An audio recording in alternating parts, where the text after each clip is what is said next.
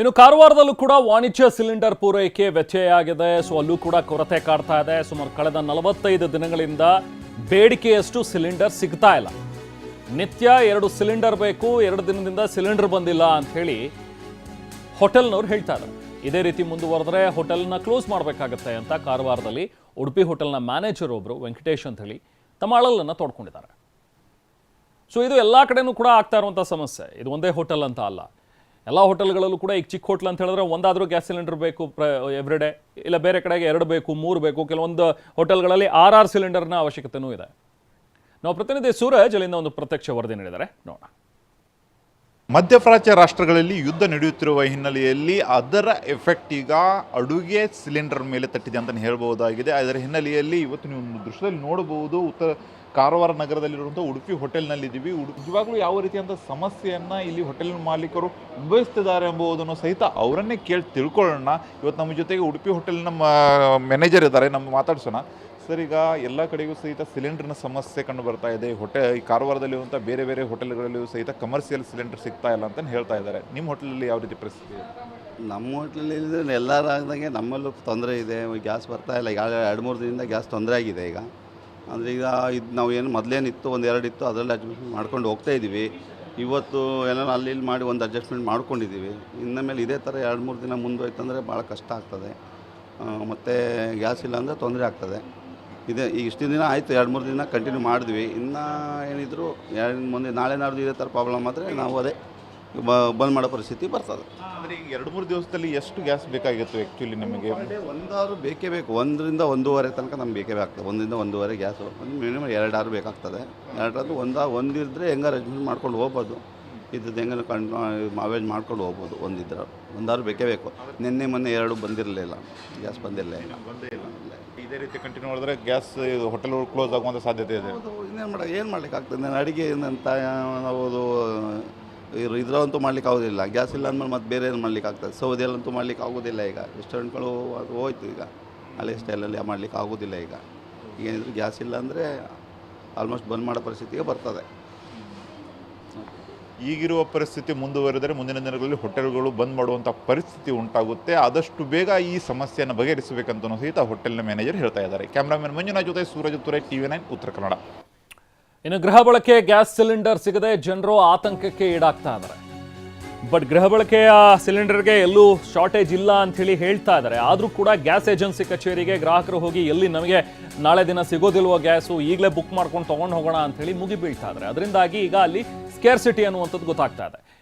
ಏಜೆನ್ಸಿಯಲ್ಲಿ ಜನ ಮುಗಿಬೀಳ್ತಾ ಇದ್ದಾರೆ, ಬುಕ್ಕಿಂಗ್ ಆಗ್ತಾ ಇಲ್ಲ ಅಂತ ಹೇಳಿ ಗಾಬರಿ ಆಗಿದ್ದಾರೆ. ಬಟ್ ಈಗಾಗಲೇ ಕೆಲವೊಂದಷ್ಟು ಸೂಚನೆಗಳನ್ನು ಕೊಟ್ಟಿರೋ ಹಾಗೆ, ನೀವು ಒಂದು ಗ್ಯಾಸ್ ಮನೆಯಲ್ಲಿ ಬಳಸ್ತಾ ಇದ್ರೆ ಮೊದಲ ಗ್ಯಾಸ್ ತಗೊಂಡು 25 ದಿನಗಳ ನಂತರವೇ ಮತ್ತೆ ನೀವು ಇನ್ನೊಂದು ಗ್ಯಾಸಿಗೆ ಬುಕ್ ಮಾಡ್ಕೋಬೇಕು. ಇಲ್ಲ ನಿಮ್ಮ ಮನೇಲಿ 2 ಗ್ಯಾಸ್ ಸಿಲಿಂಡರ್ ಇದೆ ಅಂತ ಹೇಳಿದ್ರೆ ಅಲ್ಲಿ ನೀವು ಬುಕ್ಕಿಂಗ್ನ ಒಂದು ಡ್ಯೂರೇಷನು 30 ದಿನಗಳವರೆಗೆ ಇರಬೇಕು. ಅವಾಗ ಮಾತ್ರ ನಿಮಗೆ ಬುಕ್ಕಿಂಗ್ಸ್ ತಗೊಳುತ್ತೆ. ಆಗ ನಾವು ಬುಕ್ಕಿಂಗ್ಸ್ ತಗೊಂಡು ನಿಮಗೆ ಡೆಲಿವರ್ ಮಾಡ್ತೀವಿ ಅನ್ನುವಂಥದ್ದನ್ನ ಕ್ಲಿಯರ್ ಆಗಿ ಹೇಳ್ತಾ ಇದ್ದಾರೆ. ಬಟ್ ಅದು ಜನರಿಗೆ ಅರ್ಥ ಆಗ್ತಾ ಇಲ್ಲ. ಇಲ್ಲ ನಮಗೆ ಎಲ್ಲಿ ಶಾರ್ಟೇಜ್ ಆಗ್ಬಿಡುತ್ತೋ ಅಂತ ಹೇಳಿ ಜನ ಹೋಗಿ ಮುಗಿ ಬೀಳ್ತಾ ಇದ್ದಾರೆ. ಇನ್ನು ಪ್ರತಿನಿಧಿ ಸಹದೇವ್ ಮಾನೆ ಅಲ್ಲಿಂದ ಒಂದು ಪ್ರತ್ಯಕ್ಷ ವರದಿ ನೀಡಿದ್ದಾರೆ, ಬನ್ನಿ ನೋಡೋಣ.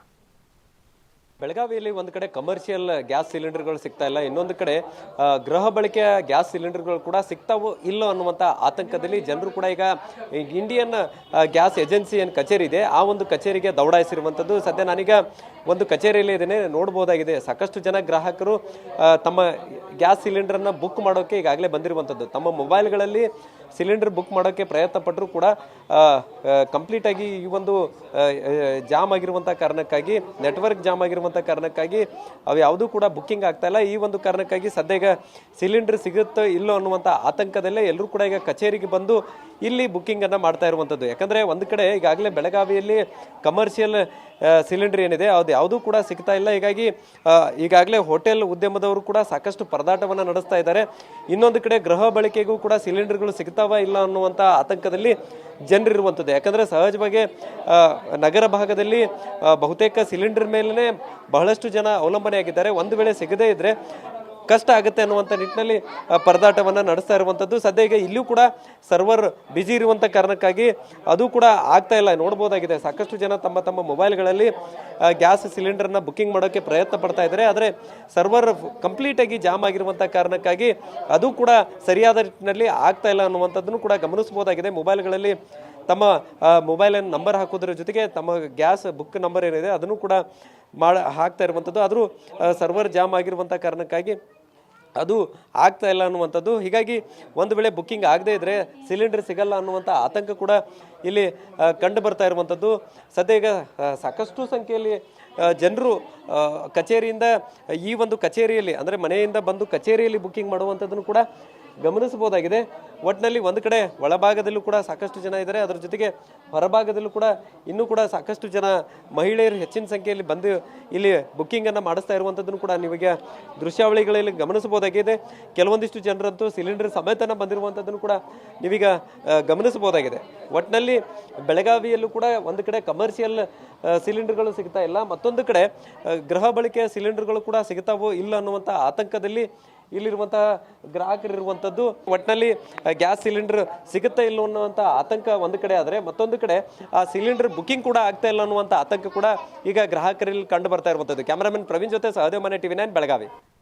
ಇನ್ನೊಂದು ಕಡೆ ಈಗ ಅಯೋಧ್ಯೆಗೂ ಕೂಡ ಮಧ್ಯಪ್ರಾಚ್ಯದಲ್ಲಿನ ಈ ಯುದ್ಧದ ಎಫೆಕ್ಟ್ ತಟ್ಟಿದೆ ಅಂತಾನೆ ಹೇಳಬೇಕು. ಯಾಕಂದ್ರೆ ಉಡುಪಿ ಅಯೋಧ್ಯ ಫುಡ್ ಪ್ಯಾಲೇಸ್ನಲ್ಲೂ ಕೂಡ ಗ್ಯಾಸ್ ಇಲ್ಲ, ಅಲ್ಲೂ ಕೂಡ ಗ್ಯಾಸ್ ಪೂರೈಕೆಯಲ್ಲಿ ವ್ಯತ್ಯಯ ಆಗಿದೆ. ಇಲ್ಲೂ ಹೋಟೆಲ್ ಮಾಲೀಕರು ಪರದಾಡ್ತಾ ಇದ್ದಾರೆ. ಶ್ರೀರಾಮ ಮಂದಿರ ಬಳಿ ಇರುವಂತಹ ಹೋಟೆಲ್, ಸೊ ಅಲ್ಲಿನ ಮಾಲೀಕರಿಗೂ ಕೂಡ ಈಗ ಸಂಕಷ್ಟ ಎದುರಾಗಿದೆ.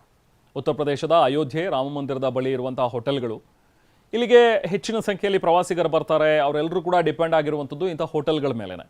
ಈಗ ಅಲ್ಲಿಗೆ ಹೋದರೆ ಫುಡ್ ಇಲ್ಲ, ಅಥವಾ ಕೆಲವೊಂದು ಕಡೆ ಹೇಗಾಗಿದೆ ಅಂದರೆ ಮೆನ್ಯೂನೇ ಚೇಂಜ್ ಆಗಿದೆ. ಕೆಲವೊಂದಷ್ಟು ಕಡೆ ಈಗ ಅಲ್ಲಿ ಇರುವಂಥ ಮೆನ್ಯೂಲಿ ತುಂಬ ಕಟ್ ಡೌನ್ ಆಗಿದೆ. ಕೆಲವೊಂದಷ್ಟು ಸೆಲೆಕ್ಟೆಡ್ ಐಟಮ್ಸ್ ಮಾತ್ರ ಸಿಗುತ್ತೆ, ಅದನ್ನೇ ಊಟ ಮಾಡಬೇಕು ಅನ್ನುವಂಥ ಒಂದು ಪರಿಸ್ಥಿತಿ. ಇನ್ನು ಕೆಲವೊಂದು ಕಡೆ ಅಂತೂ ಇನ್ನೂ ಗ್ಯಾಸ್ಗಳು ಸಪ್ಲೈ ಆಗ್ತಾ ಇಲ್ಲ ಅಂಥೇಳಿ ಅದನ್ನು ಮುಚ್ಚುವಂಥ ಒಂದು ಭೀತಿ ಕೂಡ ಶುರುವಾಗಿದೆ. ಹೀಗೆ ವಾಣಿಜ್ಯ ಬಳಕೆ ಸಿಲಿಂಡರ್ ಸಿಗದೆ ಹೋಟೆಲ್ ಮಾಲೀಕರು ಪರದಾಡ್ತಾ ಇದ್ದಾರೆ. ಇನ್ನೊಂದು ಕಡೆ ಅಲ್ಲಿಗೆ ಹೋಗುವಂಥ ಜನ ಕೂಡ ಪರದಾಡ್ತಾ ಇದ್ದಾರೆ. ಈಗ ಸದ್ಯಕ್ಕೆ ಒಂದು 5 kg ಗ್ಯಾಸ್ ಸಿಲಿಂಡರ್ ಅವು ಏನು ರಿಫಿಲ್ ಮಾಡ್ಕೊಳ್ಳೋದಕ್ಕೆ ಅವಕಾಶ ಇರುತ್ತೆ, ಅಲ್ಲಿ ತಗೊಂಡು ಅದನ್ನು ಕೂಡ ಬ್ಲಾಕಲ್ಲಿ ತಗೊಬರಬೇಕು. ಇಂಥದ್ದೆಲ್ಲ ಸಮಸ್ಯೆಗಳಿದೆ. ಕೆಲವೊಂದು ಕಡೆ 5 kg ಗ್ಯಾಸ್ ಸಿಲಿಂಡರ್ ಇಟ್ಕೊಂಡು ಅಡುಗೆ ಮಾಡಿ ಬಡಿಸ್ತಾ ಇದ್ದಾರೆ. ಈ ಥರದ ಪರಿಸ್ಥಿತಿ ಈಗ ದೇಶಾದ್ಯಂತ ನಮಗೆ ನೋಡೋದಕ್ಕೆ ಸಿಗ್ತಾ ಇದೆ.